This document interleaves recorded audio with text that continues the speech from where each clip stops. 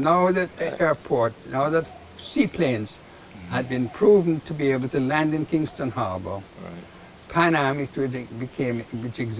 was created, commissioned a seaplane base at Harbour Head. Okay. And what I know about it is that I had a cousin, my father's first cousin, was a woman that I knew quite well. And her husband was the person who worked on that seaplane base before the war. So that's Before World War II, that would have been. Yeah, World War II. So that's another part of the equation, or part of the story of my life. Only that I knew him, that's all. Yeah, yeah. I can't say that I knew what he did. But then now fast forward, the seaplane base became the headquarters for the Jamaica Gypsum and Quarries Enterprise. And as part of that facility, the export of gypsum started to take place. Okay?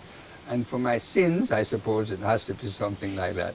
I was told one day that I was now the new chairman of the Gypsum and Quarries business, because U.S. Gypsum, which had owned it, had sold it to the government, and the government needed somebody to take over, and that was me.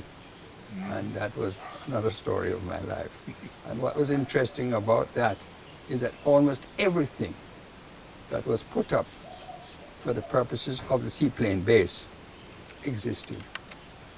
And how I know is because I'm old enough to have been at that airport when my aunt, grandaunt and grandmother took the plane, a seaplane, to go to America after the war.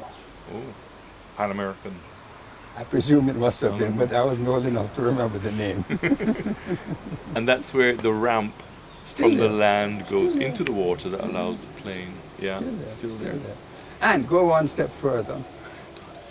The man who got the job as a youngster to be able to rough up the water to create the waves so that the seaplane could take off became himself a major pilot and the most important aerial photographer of Jamaica.